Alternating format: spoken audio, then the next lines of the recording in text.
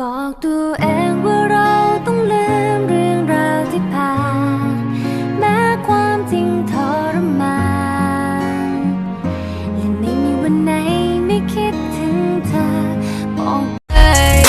ปากนี้มีเจ้าของห้ามใครมาจูบเข้าใจไหมแก้มนี้มีเจ้าของห้ามใครมาจับได้ยินไหมถ้ามีใครมาถามก็บอกเขาไปว่าพี่จองไว้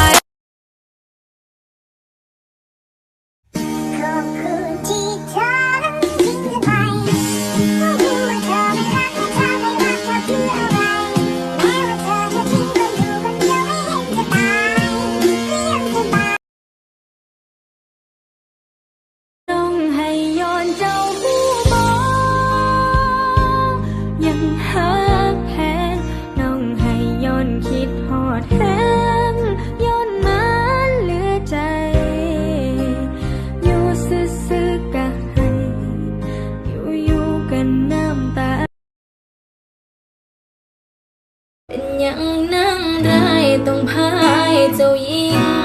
ทั้งที่ความจริงก็ฮักเจ้าชายบ่แพ้กัน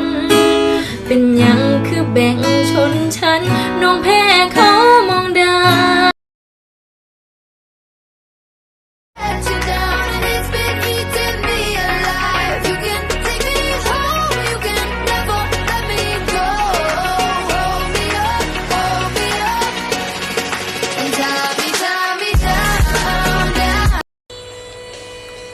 เธอจำวันแรกที่เธอเข้ามาคุยกับเราได้ปะตอนนั้นเธอน่ารักมากเลยเนาะเธอพยายามทำทุกอย่างเลยอะที่จะคุยกับเราอะเธอพยายามที่จะเอาใจเราอะแต่ทำไมตอนที่เธอได้ใจเราไปแล้วอะเธอไม่รักษามันเลยอะเธอทำไมไม่ดูแลมันหน่อยอะวันนั้นยังมีความรู้สึกอยู่เลยก็เพราะว่าเจ็บเราไม่เคยจำสักทีพอโดนเธอทิ้งแบบนี้ก็มานั่งเสียใจร้องไห้